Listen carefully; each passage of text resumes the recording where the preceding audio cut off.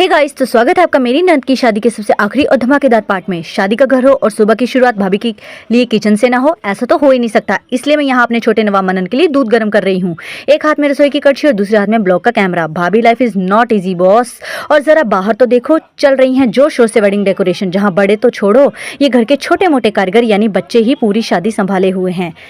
और ये रही मैं, एकदम सिंपल लुक में, क्योंकि जिनके पास छोटे बच्चे होते हैं उन्हें पार्लर से ज़्यादा घर के ढंग के कपड़े ही मिल जाएं, वही बहुत बड़ी बात है। ज़्यादा सजने लगती तो मनन का दूध ही उबल जाता।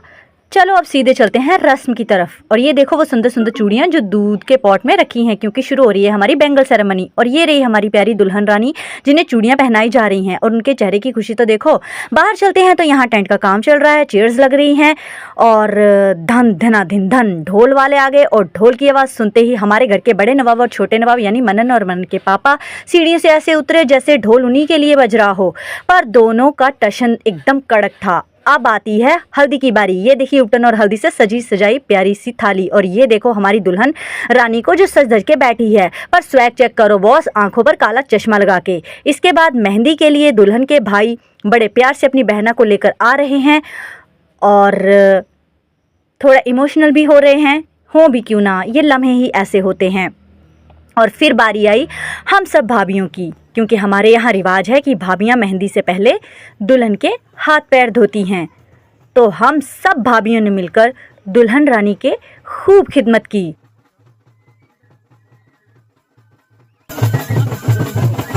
फिर हम सब निकल पड़े हवन बहाने के लिए, और हम सब देवरानी जिठानी ने मिलकर हवन बहाया। ढोल नगाड़े के साथ बारात गेट पे पहुंच चुकी थी, और सालियां भी तैयार थी, नाकाबंदी लगा रखी थी ताकि खूब पैसे मिलें। और भाई साहब की दूल्हे की जेब खाली करवाई जा रही थी।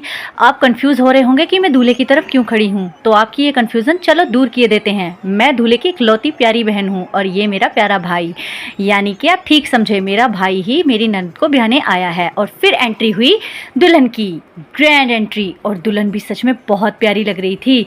फिर जयमाला हुई, एक दूसरे को मिठाई खिलाई गई, खूब नाच गाना हुआ, धूम धड़ाका हुआ। और फिर मोमेंट आया इमोशनल होने का, यानी कि मोमेंट विदाई का।